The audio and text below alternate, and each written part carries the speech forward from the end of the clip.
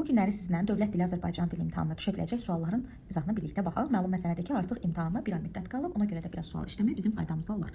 Deməli, gəlin biz burada 8-ci sualdan başlayaq. Düzəltmə sözlər deyil. Rus və ingilis bölməsində oxuyan şagirdlər hər zaman düzəltmə sözlər mövzusunda çətinlik çəkir. Yəni bu artıq mən 5 ildir ki, beynəlxalq məktəbdə işləyirəm və bu üzrə dərslər keçdiyimə görə təcrübəmə əsasən deyə bilərəm ki, bu mövzu şagirdlərə demək olar ki, çətin gəlir. Amma biz bilməliyik ki, düzəltmə sözlərin olması üçün kök və leksik şəkilçi olmalıdır. Kök və qrammatik şəkilçi olmaz. Çünki kök və qrammatik şəkilçi sadə söz yaradır. İndi gəlin baxaq burada bizim cavablarımıza, biraz testi yaxınlaşdırım. Deməli, burada baxırıq ki, rəsmi sözünün kökü rəsm ola bilməz. Bu getdi. Mülki sözünün kökü mülk, mülki, qaralıq. Bunu götürə bilərik. Bu düzəltmədir. Amma sürmə, sürməyi. Burada kök, leksik şəkilçi var. Çünki sürmə sözünə sürməyə yaranıb. Qır, qırıntı. Burada leksik şəkilçi var. Dövr, dövrü. Əl, əlcək. Bağ, bağban. Görürsünüz, bunlarda leksik şəkilçilər var. Leksik şəkilçilər olduğuna görə bu sözlər düzəltmə sözlər hesab oluna bilər.